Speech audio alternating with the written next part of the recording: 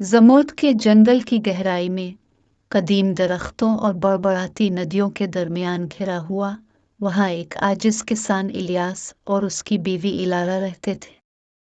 उन्होंने फितरत की खूबसूरती से घिरी हुई एक सादा जिंदगी का इंतखाब किया था, जमीन काश्त करते हुए और अपनी मामूली खेती बाड़ी की देखभाल करते थे। एक मौसम, एक गैर मुतवक्के तूफान ने इलियास और इलारा के फार्म पर तबाही मचा दी।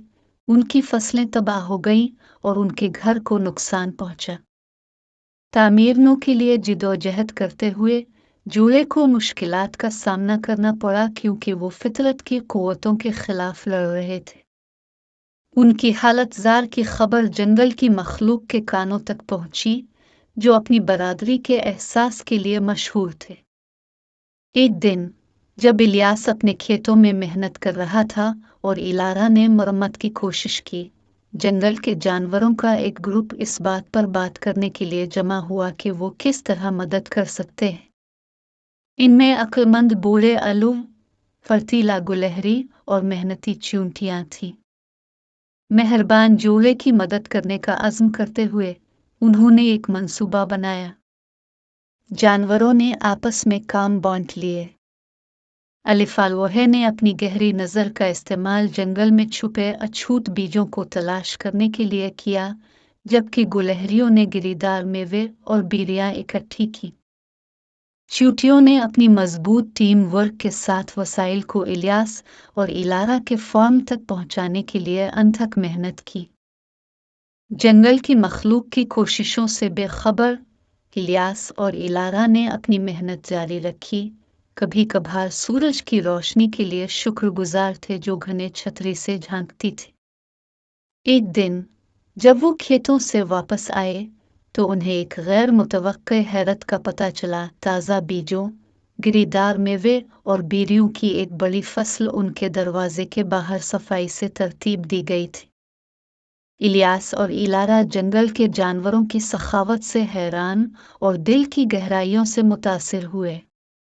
शुक्रगुजारी से उनके दिल भर गए क्योंकि उन्हें एहसास हुआ कि वो अपनी जिदोजहद में तन्हा नहीं है। जंगल की मखलूक उनकी ज़रूरत के वक्त उनकी मदद के लिए मुत्तहिद हो गई थी। मेहरबानी के इस मुजाहिरा से मुतासिर होकर इलियास और इलारा ने अपने जानवरों के दोस्तों के साथ कसरत का इश्तराक करने का फैसला किया। उन्होंने फीडर्स और वाटरिंग स्टेशन बनाए, इस बात को यकीनी बनाते हुए कि जंगल की मखलूक को खुराक और पानी की मुसलसल फराहमी हो। बदले में जानवर उनके साबित कदम साथी बन गए, सोहबत पेश करते और फार्म के अर्द गिर्द हल्के कामों में भी मदद करते। जैसे जैसे मौसम बदले और जंगल फले फूले, एक बार जिदोजहद करने वाले जूले और उनके नए पाए जाने वाले जानवरों के दोस्त हम आहंगी से रहते थे। इलियास और इलारा का फार्म इंसानों और फितरत के बाहमी रब्त की अलामत बन गया, जिसने यह साबित किया कि जब एहसान बोया जाता है तो वो बाहमी ताउन और फलती फूलती जिंदगी के बाग में खिलता है। और यूं ज़मोद के जंगल के दिल में इलियास और इलारा ने अपने जंगल के साथियों के साथ शुक्रगुजारी, हमदर्दी और मुश्तरका मेहरबानी की पायदार खूबसूरती से भरी जिंदगी की आबियारी की।